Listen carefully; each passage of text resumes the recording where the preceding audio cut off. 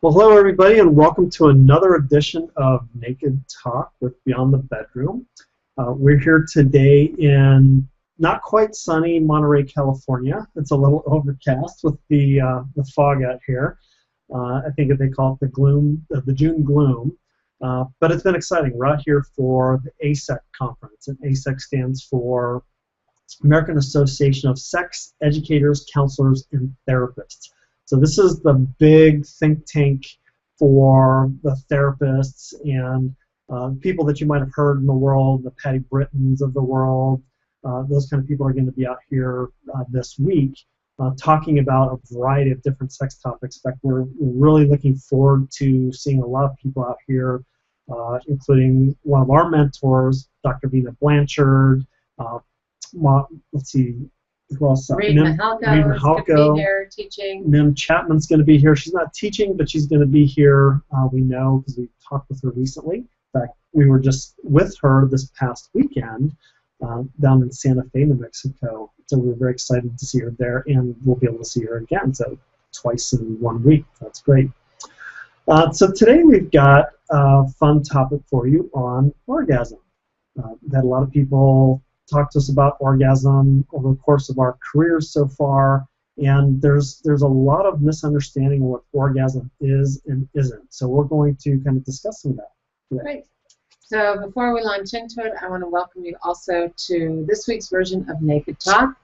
Naked Talk is where we get naked in a conversation of sexuality, intimacy, and relationships. We strip down and expose the bare facts so that you can learn what it takes for your love to thrive.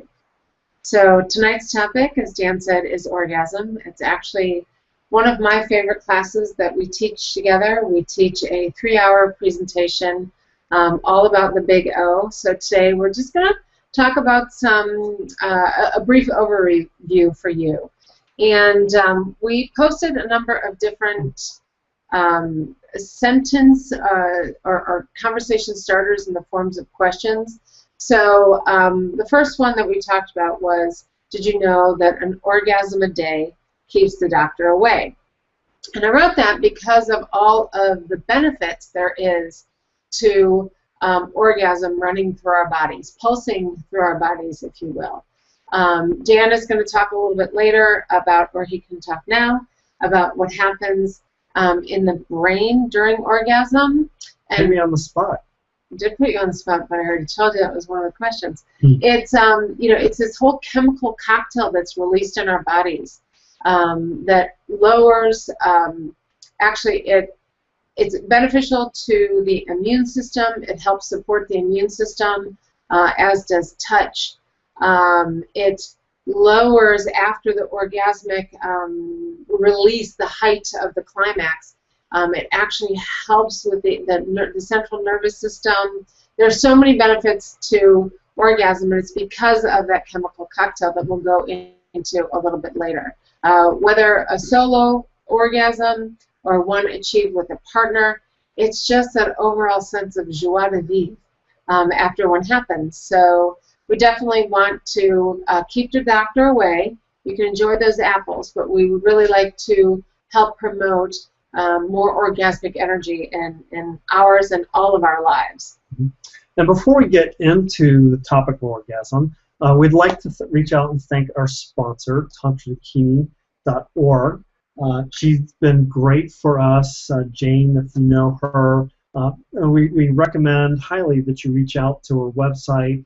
She is the one-stop shop for Tantra, sacred sexuality type products, including videos, lubricants, a number of those kinds of things that they've learned along their journeys, and her and her partner brought them out to you. So we want to really thank them, because without them, we wouldn't be able to be here. So thank you, and please visit them. Check it out at tantradakini.org. And we'd like to also mention to come to our website frequently, because we've got a number of classes that are coming up, and we're constantly looking for more. One of the things that we're very excited about coming out here to the ASEC conference is there's a number of people that we've been very excited to talk about bringing out here. And when I say out here, it's to Colorado, not to California. But for that personal face-to-face kind of class, we'd like to bring them into Colorado. Plus, we have a number of classes that we're going to be doing online. We'd like to have them on as well for that. So stay tuned to all the different exciting classes that we have coming up. And really, that is our mission here at Beyond the Bedroom, is to reinvigorate people's sex lives through online fun education. It's education, it's playful, it's done in the context of webinars, so it's online type content, videos. As we're growing our repertoire, that's really expanding as well. And then we even do face-to-face classes too. So we'd love to see you at some of those classes, and let us know what you would like to see. That's really important to us, that we kind of put out classes that we think people want, but there may be something that you would like that would be very beneficial for us all. And so we'd love to hear from you on that. Okay. Oh, there goes one of our note sheets. Okay. Anyway, so let's get started. We have a number of questions that we're going to answer toward the end. I started with the first, an orgasm a day keeps the doctor away. But we also asked if you all knew, if our audience knows what it takes to cultivate or generate orgasm. So what I meant by that was, do we all know anatomy? Basically, I think the percentage of women who achieve orgasm, and I'm going to also expand the definition of orgasm, but most women actually don't experience orgasm through vaginal penetration alone. It's the lucky women, if you will, who anatomically meet their male partners in a perfect position where, with penetration, their clitoris is actually stimulated. So it's an anatomical perfectness that allows a few women to experience orgasm through vaginal penetration. Most women experience it through clitoral stimulation. So why is that? And, if we look at kind of the science behind it, and as people who know me know, being the former engineer, I'd love to kind of understand more of the science behind it. But we're going to get into that. If you look at it anatomically, the clitoris is not near the vaginal entrance. And when a man is penetrating a woman, there's not a lot of stimulation on the clitoris. And most people think that the only orgasm, or I shouldn't say most people, but a lot of people think that the only orgasm out there is the clitoral orgasm. So if you look at it, the penis is not actually touching the clitoris. And when I talk about the clitoris, I'm talking about what we generally think of as clitoris, which is the clitoral head, not the shaft, not the clitoral legs, and we can talk about that a little bit later. But the 8,000 nerve endings that are bundled at the clitoral head are not stimulated through regular intercourse. Now, things can be done to remedy that, but most people don't know those tricks either. So when we're having intercourse, we're not stimulating the clitoris, and therefore most women don't have a clitoral orgasm through intercourse. Right, and it's not that they're broken or they need to be fixed. It's a point of learning. As Dan says, the different techniques, different positions, and the other types of stimulation that can be used to generate that particular type of orgasm. And it's one orgasm for us women, it's one orgasm of many. So in terms of the anatomy for women, know that those 8,000 nerve endings are most likely what's going to send us over the edge, or stimulating those 8,000 nerve endings. We also have clitoral, in addition to the clitoral, we have deep G-spot climaxes. There are women who experience cervical climaxes, so when their cervix is stimulated, and they're full body orgasms that some people can actually train themselves, or more like practice. Through that exquisite practice, they can actually train themselves to have experience orgasm or climax just by nipple stimulation alone. So there are many types of orgasms for us women, and for men, there are many as well. The full body, Dan, you can actually talk more to that. Yeah, really the same orgasms that women have, minus the clitoral orgasm, but we still have the frenulum on the penis, which can be stimulated and will give us those kind of orgasms or similar type orgasms. I want to go back to something Elizabeth just said in training our bodies to have orgasms through different places, like the nipples or anywhere else. And I've got a really dear friend who works with amputees, and he's been very instrumental in a lot of amputees' lives as far as redirecting their orgasmic energy through a different point in their body to allow them to still have an orgasm, a climax orgasm, in their body just by stimulating, say, an earlobe or part of their shoulder or something like that. Now, orgasm really generates from our brains, and as a result, it doesn't matter if we don't have the stimulation directly from our penis or clitoris, whatever it might be. If we can stimulate that area of the brain to feel or act like we're having an orgasm, we can still feel that euphoria that we feel during what we consider a regular orgasm. So I want to just correct Dan for a second. I believe he said amputees, and I don't think he meant to say amputees. Do you mean to say paraplegics and those that have amputees, paraplegics, yeah, those with spinal nerve damage? Yes. Okay, yes. Great. So anyway, yeah, correct. So I was like, thanks for amputating my answer there. Okay. So anyway, that's you know, there are people who respond to a touch of the earlobe and can go into the same brain wave climax that so an able body, one that doesn't have the disability, it's the same type of orgasm. So it's actually fascinating stuff. So explore and play with what it takes for your body to go up and over in that climax. I want to expand the definition of orgasm. Orgasm is an energy. It's an energetic field, a force field that, as I said earlier, pulses and courses through our bodies. Climax is actually the peak of that experience. It is what I just said, an up and over edge experience. But that orgasmic energy runs through our bodies when we are excited about, you know, going on vacation. Oh, going on vacation. Yeah, we're here on vacation. I wouldn't quite call this vacation. It's a working vacation. Michelangelo, when he was painting the Sistine Chapel, I mean, that creative force that keeps him focused, sort of distracted from eating or drinking or sometimes even going to the toilet, where you have that intent focus and the sort of the timelessness of creative energy. Dan and I both call that part of orgasmic energy. Yes, it's a sexual energy as well, but it is the original creator. Because clearly, without our birth father's orgasm, at least that one, none of us would be here. So I like to think, and I like to help our audience better understand sort of a more complete package of what orgasm really can mean for each and every one of us. So explore your body, find out the type of sensation that you can experience through the different types of stimulation for us women, the deep cervical stimulation, the G-spot stimulation, and the clitoral stimulation, and or play with other erogenous zones around your body. And for men, really explore the different types. There are so many more sensations that you can experience with a soft cock.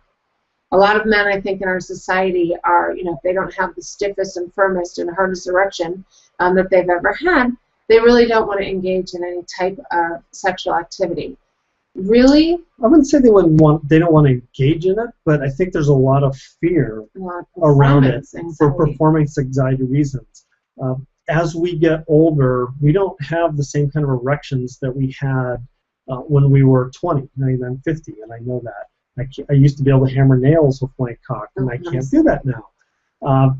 As well as orgasm or climax. We used to be able to climax pretty quickly and easily. Now it's not as easy. And I shouldn't say not as easy. I think I've evolved into a place with my orgasm that I enjoy the journey as much as I do the climactic experience. So, but I know a number of men that have come to us through coaching, and they said, they're really trying to get to that climax. They're trying to get there. They're worried that they're not going to be able to have a climax. And when you start creating that worry, that inhibits us from being able to have that climactic experience. So when you're talking about men not wanting to have sex, I think a lot of that is due to, I don't think they don't want to have sex. I think they would love to have sex, but I think the concern and the fear that they have around that performance and inability to perform like they used to might make them feel like maybe less of a man or something. But whatever it is, there's a fear there, and the more you focus on that fear, the less able you are to have that climax. And that's true for women as well. Right, and so what I was talking about with the soft cock, really explore the deep sensation that you can experience, because there are climaxes through a soft cock. So just really, we encourage both men and women to explore their own orgasmic capacity, their own orgasmic potential, without that goal of reaching forward, rushing forward to that climax. So, all right, let's see. We will move. Gotta keep my glasses on. So we were talking actually a little bit about the many different types of orgasms to explore for women, for men. There's also a different orgasm for the men that is generated through direct stimulation of the prostate. It is a practice that a lot of Tantra practitioners will teach and guide their students to explore. It's actually also a question that one of our audience members submitted to us earlier, but there are different types of orgasms for the men as well. So again, many, many types. Explore, and actually what Dan said earlier, have fun with it, play with it. We're all sort of too serious about sex, and I'm not meaning, neither one of us is ever meaning to take the subject lightly. We really want to bring play and fun and curiosity and wonder back into the bedroom, because at the end of the day, if we can't laugh about some of our exploits or be silly in the bedroom, pack it in. Wait until another time where you can really enjoy the experience together, whatever it may bring. Yeah, and I do want to throw out there, Elizabeth mentioned questions. If you have a question for us live while we're online here, feel free. There's a chat box that is enabled over on the right of your screen, and there's an option that you can choose. Right now, I believe by default it says public comments to chat. And if you write a chat message there, we will see it, and so will everybody. But you can also do a private message just to the admins, which is what we are, and only we will see that. We will not use your name in any way, shape, or form, but we will try to address all questions that we can that are pertinent to the subject for tonight. If there's one that you provide that's not really relevant to tonight, but is still very valuable to answer, then we'll try to answer that in a different way. Maybe on our website, which we actually have on our website a place for questions like that as well. But we can get into that later. Yes, so be curious. We want to help. We want to answer. So Dan, I mentioned, was going to talk about what happens to the brain during orgasm. Now that's a huge topic. There's a lot of things that happen in the brain, and it's all connected. So. And I'm not going to get into the specific details of it. We actually have classes on that are really focused on it. But suffice it to say that there are parts of the brain that turn on, there's parts of the brain that have to shut off. Like I was talking about before, when we are in fear, when we're worried about something, when you're worried about the kids in the next room, maybe walking in on you, there's that vigilance center that is active. And if we can't turn that off, then we're not going to be able to have orgasm.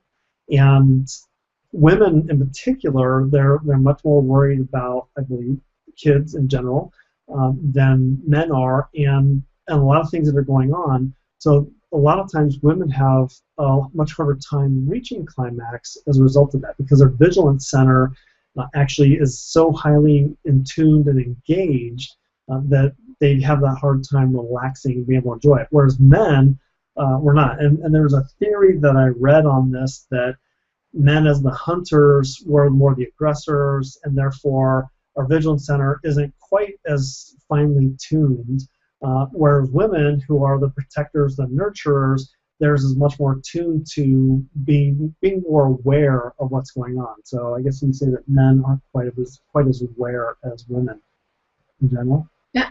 Well, no, but in terms of how we scan the scene, us women scan the scene. There's sort of that evolutionary biological drive. I mean, we're hardwired. The people who preceded us, the Homo sapiens that were around long ago. It was like a protective device that we scan the scene and you heard every noise and you could smell every scent.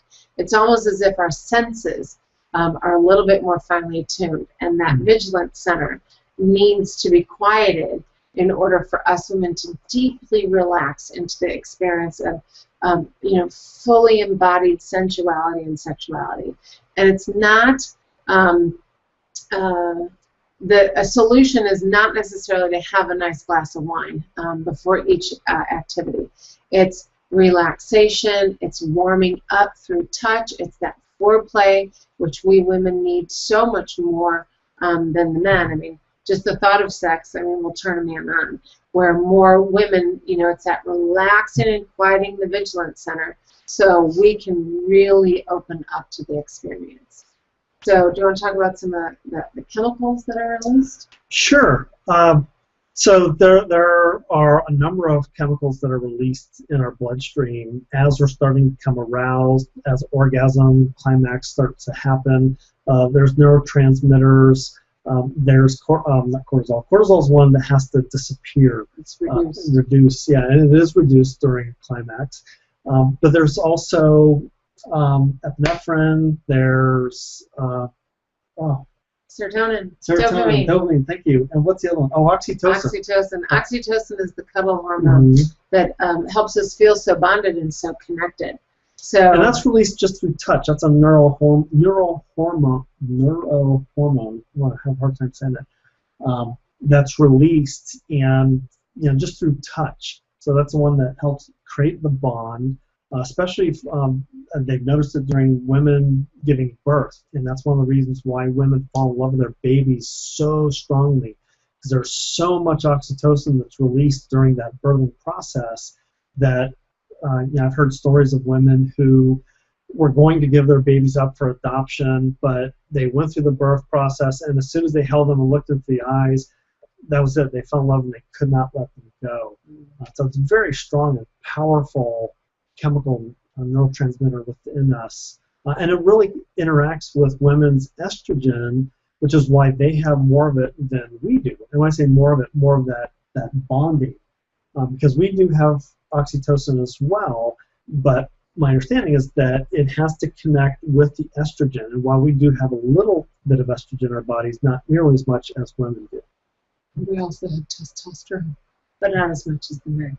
So anyway, that sort of the buzz that we all feel, it's a really, I think that if doctors or the pharmaceutical company could package it in some, not a little blue pill, can package it in a little pill. Oh boy, I bet they're all rushing to find out. Oxytocin? No, I know that that's out there, but the whole entire chemical cocktail that's released with climax.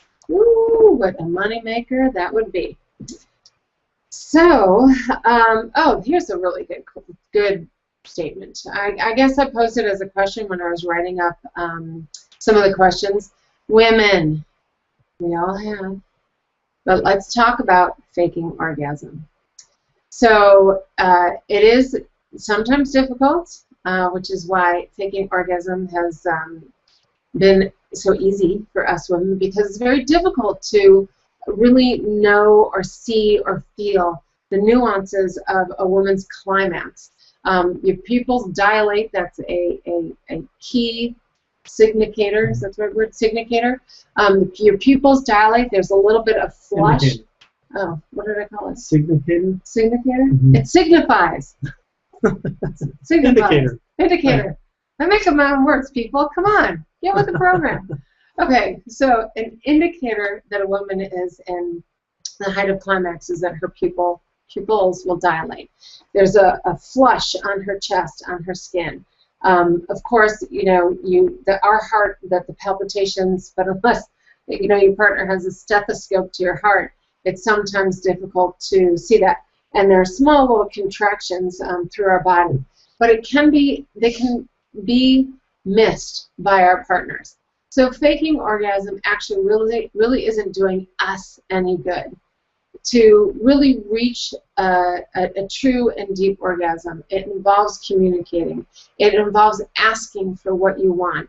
It involves really describing for your partner where it is that you want to be touched, what you want him or her to explore. We're not specifically talking about male and female relationships, but in terms of whatever your pairing might be.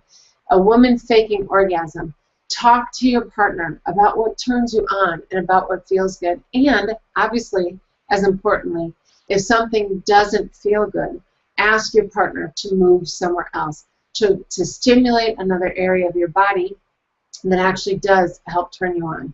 Because what ends up happening is if we're faking for one partner who then thinks he or she is the best lover in the world, just think about the next partner that they're with. They may not know her body and may think that they're doing it right when it's just a matter of simply teaching your partner what it is that takes you over the edge in your own climax. So please don't fake them. Please talk to your partners about it and actually understand your own body first so that you can then welcome your partner into playing whatever, if we want to call it, whatever your instrument is. Right, and that all goes back to creating a level of safety. For women who fake their orgasms with men, and then that guy goes off to another partner, and that woman doesn't fake it, or some woman down the line doesn't fake it, then he doesn't understand. He thinks he's a really good lover. So I've heard stories about men who have gotten very upset with women who didn't have an orgasm with the men that they were with. And they either didn't understand that they were supposed to have had one and supposedly had to fake it or whatnot, but then the man gets angry, gets upset with them, and so it just creates this snowball effect that they're not able to really perform. And it's really all about creating safety. Even in your communication, I think that is so important. A great thing that Elizabeth was talking about is really learning to communicate what is you want. It doesn't matter what you're talking about. If you want to talk about fantasies or anything else, and I've heard that people are more afraid to talk about a fantasy that they might have with their partner than death. I mean, it's that fearful for people. Now, we do have a couple questions online. Would you like to try to address those now, or should we get those later? Sure, I have to lean in a little bit. Okay, so here's, let's see. So is there such thing as too many orgasms? And what do we think about the Eastern philosophy that encourages stimulation without orgasm in order to build sexual energy in the body and not release the orgasm in order to build a vital body energy? So great question. I've got a little bit of experience with the Taoism work where you try to preserve your qi by a non-orgasmic or non-ejaculatory release. And I have to say that I'm tossed by it. I've heard a number of different philosophies. I know personally that when I do have an ejaculatory response, then I go into that state of a refractory period that I'm down a little bit. I've lost some energy, and it rebuilds a little bit later. That came back much quicker when I was younger, in my 20s, 30s, but now that I'm in my 50s, it's a little bit slower to come back. Overall, do I feel like I've lost chi, life force energy in my body? I'm not sure that I really have. What I do know is that I really enjoy being able to build up my orgasmic energy before I finally do release. I know in the Taoism, tradition, there's based on your age, they say how many orgasms or climaxes you should have based on your age, every time you've had sex. And I think at my point in time, it's like every fourth or fifth time, it's okay for me to have an ejaculatory response.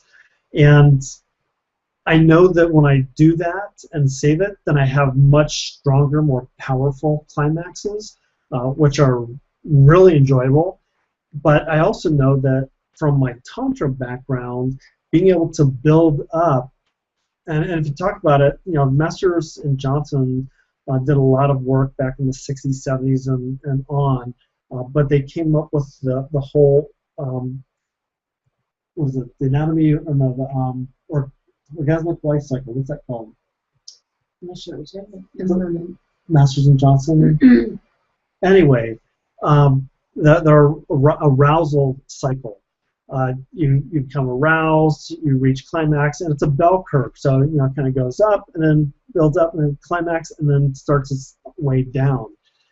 In the tantric world, in the trainings and teachings that we've done, it's more of a stair-step process where you build up a little bit, then you kind of come down in a kind of a minor refractory period, and then build up again, down, up, down, up, down, up, down, until finally that energy where normally your peak would have been here, you built up to way up here. It's probably off the camera at this point.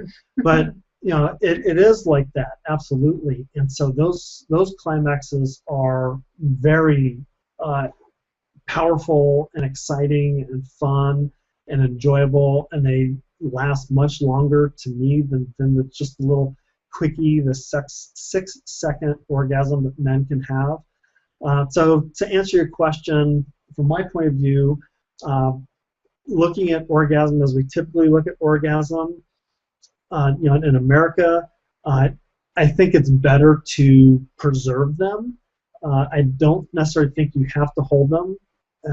But looking at it from more our definition, where a climax is that release and you can have multiple orgasms within, and I can definitely do that. It's much more exciting and powerful to have many of the multiple orgasms before climaxing at some point in time. I also don't think that it's healthy to not climax at all. I know a number of men who have gone into these periods of celibacy, and celibacy is a choosing of being celibate and not having sexual, or losing that sexual energy. And I'm not quite sure that that's really healthy. But I haven't really studied it necessarily as far as like from a doctor's perspective, and I don't know that doctors have or can or what. Kind of we have to go with a lot of what beliefs are out there. But I would certainly say have climaxes. So, and it's personal choice and personal preference, because the Taoists do believe that preserving that energy, and Manchak Chia talks about cycling the microcosmic energy. So there are definitely different practices and different traditions, and it's basically personal choice. There are times when Dan chooses not to go into a full ejaculatory release. The ejaculatory release is not the measure of a successful love-making session between the two of us. Sex. Or yeah, that's not. And the definition of sex in the United States is we've had a climax. Yeah, that we've had this full, for men, full sturdy erection and with this huge, powerful ejaculatory release. So that's, play with it, explore it. There are times when cultivating your energy within and not going up and over is delicious for both men as well as for women. See how long you can ride that cycle. If your typical up and over happens at, let's just say, a 9, ride your 7 and your 8 for longer and longer to see how that energy, or how much capacity your body has for allowing that energy to flow through. Again, it's a really creative force. It's better than a cup of coffee, because it just revitalizes you so much. So that was a really good question. Thank you very much. And what our questionnaire is basically alluding to are the Taoist practices and those of Montauk Chia. So really excellent books out there on that will cover the topic a little bit more. And I would like to add, too, that there's a lot of work out there more recently around women's practice in moving orgasmic energy as well. And I think that's ultra valuable, too. And for men as well, there's a practice for men, although it's really not been looked at as strongly as the women's. But being able to walk around in orgasmic energy is really great and powerful and keeps us alive and invigorated. There's a book out there by Napoleon Hill, Think and Grow Rich, where he interviewed back in the early 1900s all these really great men of power. I think Henry Ford and the Carnegie Mellons and people like that. And he found that sexual energy was a huge driving force, and men of power at that time had a lot of sexual energy. And something that we repress as a culture today, while it may not have been out on everybody's shirt sleeve, it was certainly there in the background, and it drove people to accomplish things. So I think that if we walk around in our orgasmic energy even today and not have those ejaculatory releases, then that really can have us walking, taller and more invigorated as well. Skipping, like what is it? A little skip or a little kick in your step, and that goes back to sort of the creative energy that orgasm really is. It's what creates the most beautiful art out there. Probably what creates, although a lot of lovesick songs have been written, heartbreak songs, but it's really about that capacity to feel and experience sensation, which of course what orgasm is, that really brightens our days. Lets us give everybody a smile or a wave, and it's not specifically related to sexual energy. So again, broadening that definition to invite the creative energy in there. So, play with your own orgasmic energy. Don't necessarily climax, and see if you feel more alive, if you feel like you've just had a double, triple shot of espresso. And pay attention to how you walk through the world that morning or that afternoon. So let's see. Great. And as a reminder, as one of our listeners reminded us, please do visit our Facebook page and like us. It's facebook.com/bedevents. We'd love to see you on there and like us. Sign up for our newsletter, which you can do from our homepage, and you can keep up to date. Although apparently we sent out a newsletter this morning and some of our links were broken on it. Oops, we're really sorry. Yeah, we were kind of in a rush packing to come out because we're out here for 2 weeks. So sorry about that. So in terms of where to find the different links, go to our homepage at bedevents.com and you can find the information. I'm going to be doing a lot of, I have a new word, everybody, vlogging. That's video blogging. I'm getting it. Yeah, it's totally new for me. I'm loving it. So I'm, check in often, because who knows who I'm going to pull over into, not necessarily a dark corner in the hall, but there's so many wonderful speakers out here over the next couple of days. I'm going to try and grab as many as I can, do a short, sweet video blog to introduce them to you, or maybe someone who we haven't seen for a while. As Dan mentioned, we know that there are going to be a number of our former Beyond the Bedroom presenters here. So watch for my blogging, and I'm going to not edit them, so if there are a couple of bloopers or a few mistakes, I'm just going to ask for you all to forgive me, because I'm just having fun. I'm going to be in a state of orgasm, just having some fun. So come and play with me. Okay, so anyway, let's see. I think, do I have another question? Okay, so is there such a thing as too many orgasms? That's one we just did. No, it's... Yes, one. Oh, it is? All right, sorry. I'm going to sit back. We actually have some questions from... I'm not going to look at that screen anymore. That's Dan's job. We have some questions that were written to us before the Naked Talk started. So this one in particular is going to be talking about direct prostate massage. how is orgasm accomplished? Is it part of Tantra only? And how does a prostate orgasm differ from other types of male orgasm? So I'll answer the first part. Through direct massage of the prostate, men can experience a very different type of climactic experience. It's a different set of nerve endings that are stimulated, nerve bundles that are stimulating, sending different messages and different messages of excitement, different messages to different parts of the brain, of release to different parts of the brain.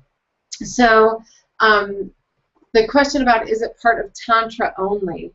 It's part of a Tantra practice, but prostate massage is part of, let's say, your overall toolkit of lovemaking and sex play. It's not specific to the practice of Tantra only. It's incredibly healthy for a man to have his prostate stimulated. I'm not going to quote any scientific studies on prostate health and whether or not, well, I mean, for heaven's sakes, any part of the body that's stimulated and massaged, possibly massaging that could, I don't know, I'm not a doctor. So I did talk to a urologist friend of mine at one point in time and asked him specifically about prostate massage and whether that was healthy or not. And he didn't know of any specific studies that said, yes, massaging your prostate will reduce your chances of cancer or make it healthier or not. But thinking through logically, he said, you know, it certainly can't hurt. What's going to happen if you're massaging prostate, unless you do damage to it through intensive massage, it's like any other part of our body that you're moving the energy inside of it, any stagnated blood or clotting or whatever might happen in there. When you've massaged that, then it loosens it up and frees it up and makes it healthier. So in that respect, it's certainly a good thing to do. On the other side of things, there's a lot of pleasure to it. You can kind of access it through multiple ways. You can access it internally through the anus to reach to the male prostate, or you can kind of access it through what has been called the $1 million spot on men. And it's a spot between the testicles and the anus itself on the perineum. And if you feel down there, you can kind of feel a little bit of a, I don't want to call it a bump, the reverse of a bump. Just a little bit of a concave, convex. Yeah, a little bit of a gap there, a little crevice, whatever. Crevice is a good word. Crevice isn't quite good for the anal area, but anyway. It's before the anus. Yeah. Anyway, if you push there, orgasms can be very powerful. I will go ahead and tell a story that when I was younger and married, there would be times I couldn't fall asleep. To a different wife. You're married to a different now. wife, yes, sorry. And I couldn't fall asleep. And as we all know, that when we do have a climax, we go into the refractory period, and that helps us fall asleep. And so I would do that, and I didn't want to disturb her, so I would go really slowly. And I didn't want to ejaculate all over the bed, so I would push down on that part of the prostate. And I had the most amazing climaxes when I was doing that. And this was before I had learned any of what I know today. This was a long time ago. And they were just amazing climaxes. So I kind of discovered it by accident, trying to be quiet and hidden about it. But since that time, I've learned a lot more about it, and it is a very powerful orgasm. There are tools that you can use to reach your prostate so that when you do have a climax, it can feel more powerful. Or if you've got a partner who is willing to do that with their fingers, or as gay men have discovered, then that can happen there as well too. So it can be very powerful. And just because you like anal pleasure does not mean you're gay, unless you are gay. And then it doesn't matter. That's a state of mind and choice that you guys have. And to answer the last part of the question, it does differ from other orgasms because the different nerve endings that are fired in the brain. It's a different set of nerves which impact a different part of the brain, so it's a completely different feeling.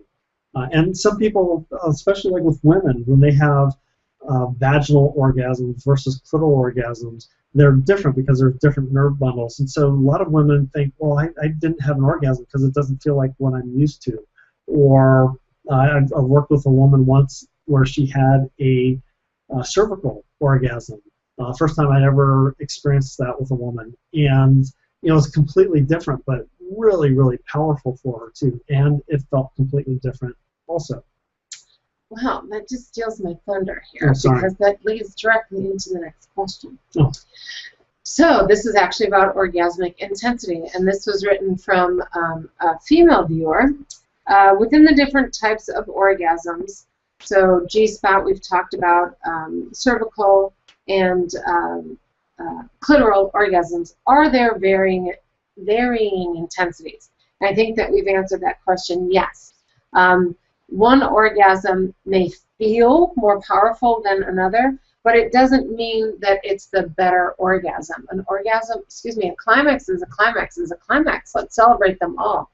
Some, even we women can differ, so do the men. In terms of a clitoral orgasm, so not a man having a clitoral orgasm, but each time that a man climaxes, it's going to be different. So, let's just say today's clitoral climax may not be as intense as one I might experience later on in the day, or perhaps even tomorrow.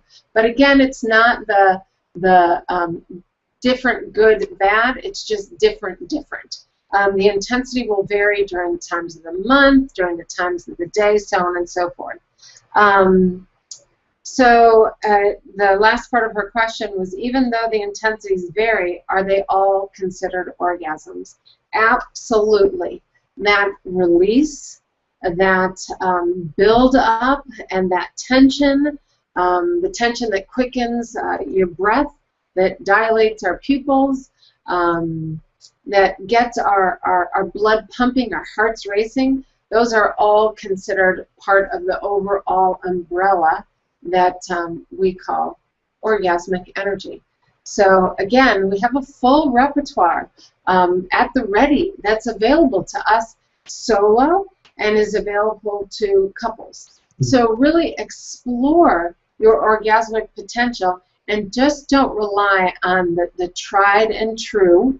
Pretty much the only way that the West defines orgasm is through, the typical full body erection with full body erection? No, sorry. Full penile erection? Full firm erection with ejaculation. And the Meg Ryan in When Harry Met Sally, she was faking that orgasm, but there are just so many deep, rich, subtle nuances to a woman's and a man's and then a couple's orgasmic potential. So play, have fun, explore the little ones, the tiny ones, the ones that we have in our sleep. I remember when I was at the sex therapy clinic in Chicago, which is where my mentor was, I actually asked her about my nighttime orgasms, because I would have sleep orgasms that were very different and very intense from any of my awake, and I wasn't stimulating myself, and I wasn't necessarily having a dream about George Clooney. But I would have these intense, like, almost starting, I mean, they're almost like uterine contractions and cervical contractions, and I said, I'm having these different orgasms at night. And she's a little tiny South African at that point, probably 78-year-old woman. Oh, and she celebrated. She wanted me to celebrate them. Aren't they? And I don't have a good South African accent, but aren't they just delightful? She said to me. She said, count those as a treat and a blessing, because they are very different. The overall structure and composition of them. But it was an orgasm and to be celebrated. So many different types for all of us to explore and enjoy. So let's see. And climaxes can have more or less power to them, even if they're clitoral or for men, just a regular ejaculatory penis orgasm. I've had orgasms, climaxes that were nothing to write home about. I was actually very disappointed. Just I was frustrated. I know one time in particular, I needed this release, and so I was masturbating, and I just worked on it really hard, and I was frustrated because I figured there was something that was distracting me. I think my mind was off somewhere, and just when I finally did climax, like, that sucked. And of course, ho-hum? Yeah, it wasn't even ho-hum. It sucked, and it was disappointing. And an orgasm, even that sucks, is better than one that doesn't happen at all. But it was very disappointing in what I've grown to expect. And of course, as I alluded to before, I've had some really, really powerful climaxes too. So they just kind of differ from what's going on in the moment. Well, maybe that time was because you were too distracted. Your mind was elsewhere. You weren't focused on your body's sensation and your own pleasure. Oh, that's absolutely what it was. You eked it out. Yeah. You eked one out. I forced it out. Yeah, it was. That's not good practice. Yeah. Take time. Enjoy all the rich sensations that your body affords you. So, let's see. Okay. So we need to get some of these questions quickly. No, I think I've done all of those. Is that all? I've done all those. Do we have any more on screen? No. No? No more on screen. Cool. So we should probably get to what's coming up in the future because we've got some exciting things. Oh, I'm so much taller than you on screen. There we go. Yeah. Well, we're at a hotel, so we're sitting in a chair, a lounge chair, and then a desk chair. So I decided to make her a little bit taller than me, even though I'm sitting on pillows. But yeah, again, want to remind you to please like us on Facebook. The more we can hear from you, the more we can bring things out that you want to see and hear from us. You can post on our Facebook page. If you want to remain anonymous, and we understand that there's a lot of people out there that don't want to put themselves out there when it comes to the topic of sexuality, their friends might see it, whatever. And we're completely okay with that. We actually have a way on our website that you can post questions and they will remain completely anonymous, and then we will respond to those. I don't remember where it is on the website, but I know for the Naked Talks, you can certainly, for each Naked Talk we're going to do, we have a particular subject, and in that subject, when you register for it, there's a section at the bottom where you can submit your questions, and those are the questions that we were answering earlier that didn't come from online. So let's get to our calendar right now. We've got a romantic walk contest going on. So if you've got a place that you just think is the most romantic place to go for a walk, write that up. Send that to us, and again, that will remain completely anonymous, but with the exception that you'll send an email to us so that we know who you are, and we can reward you. And we'll pick a winner at the end of this month, and you will get access to one of our classes for free as a result of that. Yeah, it's perfect. Okay, cool. And all this is actually on the website as well. Yes. So for more description on the contest for the month of June, the most romantic walk, we're actually asking for you to write prose or in verse a description of the walk and what it meant to you, what it felt like to you. So check out the full description on the betevents.com website. And then our next Naked Talk is going to be in 2 weeks on June 17th. And right now it's titled Know Your Genitals, which is another class that we've taught in the past and have a lot of fun with. However, I haven't told this to Elizabeth yet, but we have Mark Michaels and Patricia Johnson coming in town that following week to Denver. They've got a new book that's out, and they were going to be a speaker for us at Beyond the Bedroom in October of last year before all the flooding happened and so forth.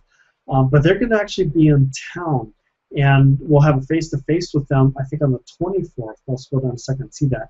So I may try to have them as our first guest speakers on the 17th Naked Talk. Yeah, that's a good idea. Yeah. We'll postpone the genitals. Yeah, they're relationship experts, in particular around the area of Tantra.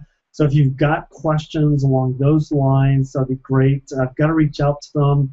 I've been needing to do it now for a couple weeks and just have been so busy doing things, I haven't been able to. I don't think they're going to be here at ASEC, but I will certainly reach out to them the next day or so and try to get that ironed out. And yeah, look for the update. If we do change it, look for the update on the site. We'll keep you informed. Yeah. And then subsequent to that, June 25th, we're going to start our webinar series. Or is that going to change?